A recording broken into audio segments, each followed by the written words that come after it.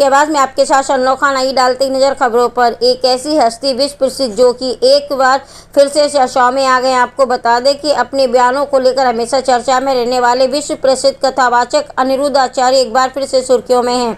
उन्होंने व्यासपीठ से भगवान शिव को लेकर एक ऐसी टिप्पणी कर दी जिसके बाद सारा संत समाज उनके खिलाफ खड़ा हो गया। अनिरुद्ध आचार्य महाराज ने भगवान शिव को श्री कृष्ण का साला बता दिया। उन्होंने कहा कि भगवान शिव असल में श्री कृष्ण के साले हैं क्योंकि कृष्ण की शादी उज्जैन में हुई थी।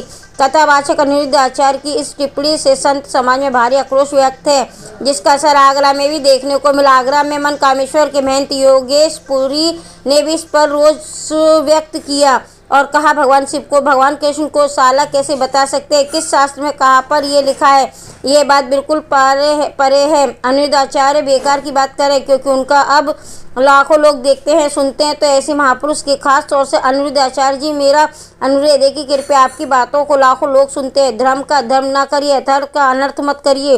हो सके तो धर्म की जो सही व्याख्या है इस सही व्याख्या पर आप निर्भर रहिए और लोगों को शास्त्र के माध्यम से, पुराणों के माध्यम से आप उन्हें समझाने का प्रयास करिए।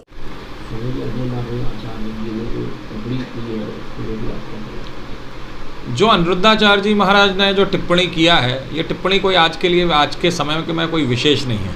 इससे पहले भी वो कई सारी टिप्पणियां कर चुके हैं और फिर बाद में बड़ा विवाद होता है, फिर बाद में बहुत सारे तर्क वितर्क किए जाते हैं, बहुत सारे उनको शांत किया जाता है। लेकिन वर्तमान समय में अभी उन्होंने पीछे एक राधा जी को लेकर के कहा था। खैर, विषय आज दूसरा है। और उन्होंने जो भगवान कृष्ण को जो शंकर जी का साला बताया है, तो मुझे ये समझ में नहीं आ रहा है कि उन्होंने किस दृष्टिकोण से बताया, अगर किस शास्त्र में कहाँ पर ये लिखा है। क्योंकि भगवान शंकर जो है, भगवान कृष्ण शंकर जी के, हमारे बाबा के एक लाला स्वरूप में है। पुष्टि मार्ग संप्रदाय में या वैष्णव संप्रदाय में भी भगवान कृष्ण शंकर के इष्ट बोले जाते हैं। तो जो इष्ट हो वो साला कैसे हो सकता है, पहली चीज़ तो मुझे ये समझ में नहीं आता। दूसरा, शिव महापुराण के अंतर्गत में भगवान शंकर से शिव दीक्षा में है भगवान श्री कृष्ण, और बड़ा सुंदर सा भाव उसमें शिव महापुराण में मिलता है कि शिव दीक्षित हैं और शिव दीक्षा में होने के कारण से बहुत सारी चीज़ें हैं। लेकिन ये साला शब्द जो उन्होंने लगाया है कि भगवान शंकर के साले हैं, तो ये बात समझ में नहीं आती। ये बात बिल्कुल परे है और बेकार की बात कर रहे हैं। चूँकि अब उनको लाखों लोग देखते हैं, तो ऐसे महापुरुष से, खासतौर पर अनिरुद्धाचार्य जी से मेरा अनुरोध है कि आपकी बातों को लाखों व्यक्ति सुनता है, तो कृपया धर्म का अधर्म मत करिए, अर्थ का अनर्थ मत करिए। हो सके तो धर्म की जो सही व्याख्या है उसी सही व्याख्या पर आप निर्भर रहिए और लोगों को एक शास्त्र के माध्यम से, पुराण के माध्यम से ही आप उन्हें समझाने का प्रयास करिए। देखा जाता है आगे चलकर काफ़ी लोग, साधु संतों में काफ़ी इसको लेकर रोष है। नहीं, रोष तो होगा ही। हम जैसे शैव संप्रदाय में आप अर्थ का अनर्थ कर देंगे। अभी जैसे कि मिश्रा जी ने कहा, मिश्रा जी ने राधा जी का कुछ कह दिया, फिर बेचारे बाद में माफ़ी मांगने के लिए पहुंच गए, हालांकि वो केवल एक वितंडा बात था।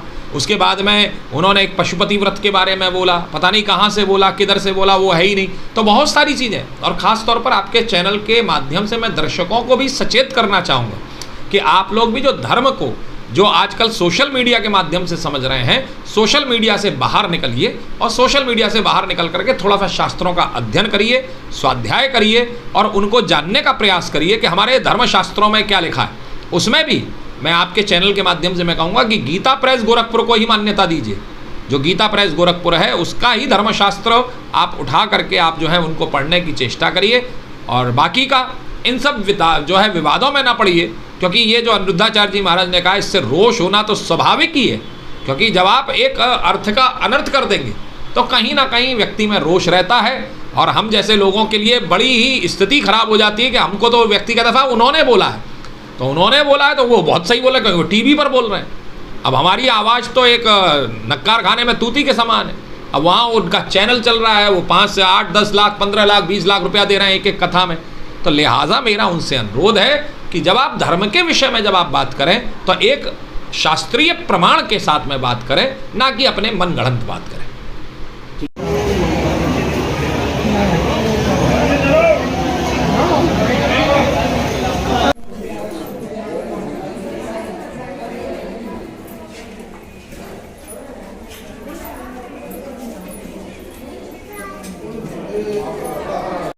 प्रदान करेगी।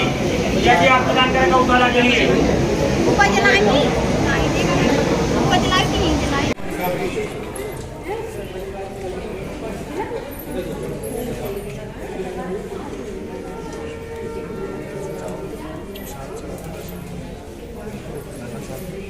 शिव शिव रटे संकट